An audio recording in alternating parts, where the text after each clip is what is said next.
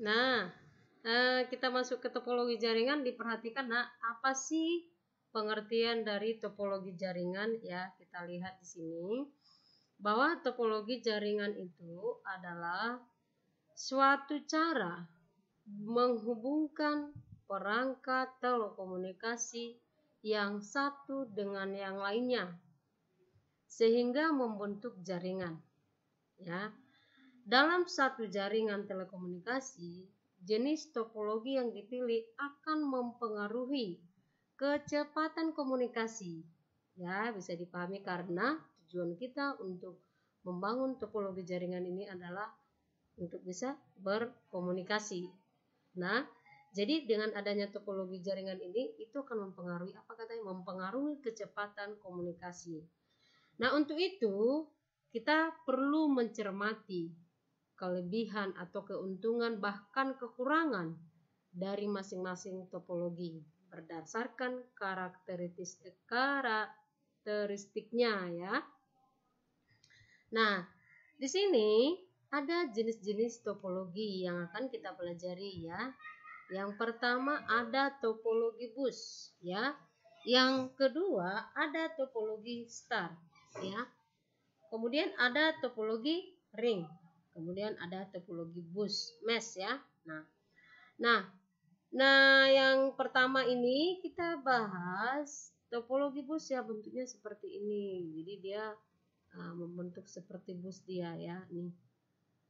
Oke, artinya dikatakan seperti bus, pembentukan jaringannya itu lurus ya, vertikal dia ya.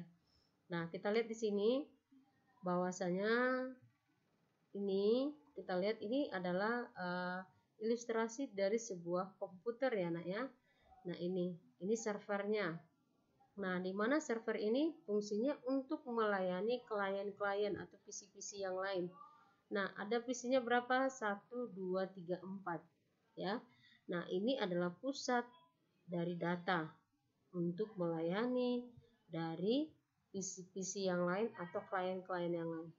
Nah, perlu anak-anak kami ketahui bahwa server itu, kita menjadikan sebuah PC itu menjadi server adalah speknya itu harus lebih besar daripada PC-PC yang lain atau dari komputer-komputer yang lain ya, karena pada umumnya data itu akan lebih banyak dilakukan penyimpanan di dalam server daripada PC-PC yang lain ya. Nah, di sini kita lihat karakteristik topologi bus itu adalah node-node dihubungkan secara serial sepanjang kabel ya, sepanjang kabel. Jadi di sini kita masih bisa menghubungkan PC yang lain selama kabelnya itu masih bisa, masih sanggup ya. Ya. Jadi semakin panjang kabelnya maka kapasitas untuk menyambungkan komputer yang lain itu akan semakin banyak untuk kesempatan untuk menyambungkan ke komputer yang lain.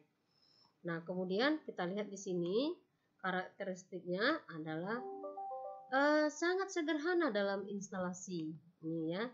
Kemudian dia sangat ekonomis dalam biaya. Nah, di sini ini penginstalannya itu tidak ribet ya. Hanya butuh kabel ini, kabelannya udah baru RJ45 hub udah, jadi nggak ribet-ribet dia ya.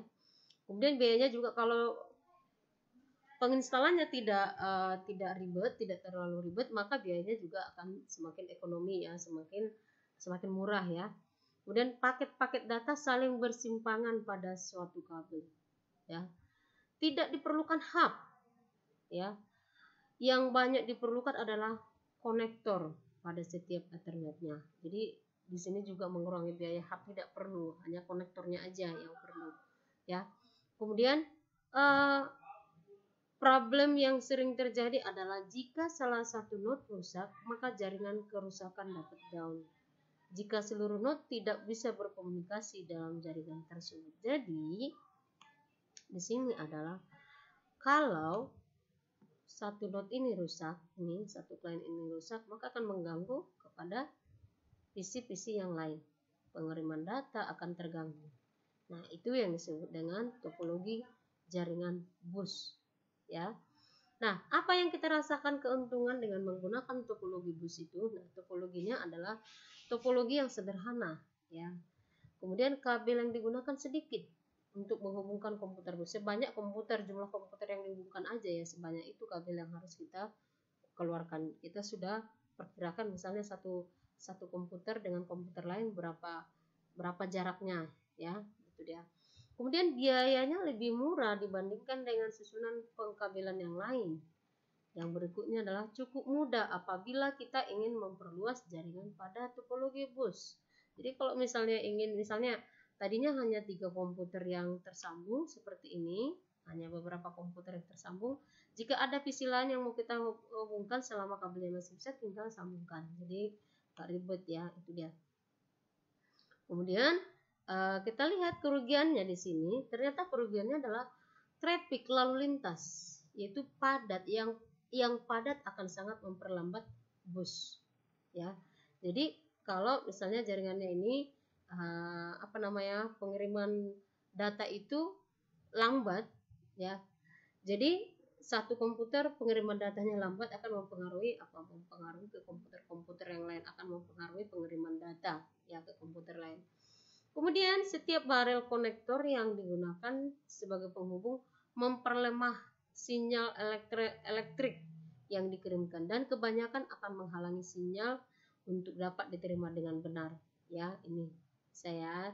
Kemudian dia sangat sulit untuk melakukan troubleshoot pada bus. Ini maksudnya kalau dikatakan troubleshoot ini kalau misalnya ada kerusakan, ya, kerusakan di komputer ini, ya kan, di jaringan ini, kita tidak mengetahui yang mana sih yang rusak di antara itu, tidak secara cepat mengetahui, oh ternyata yang menyebabkan jaringan ini rusak adalah PC ini. Tidak bisa seperti dulu, lebih lama gitu untuk mengetahui permasalahan itu kalau dengan menggunakan topologi bus, itu yang disebut dengan troubleshoot, ya.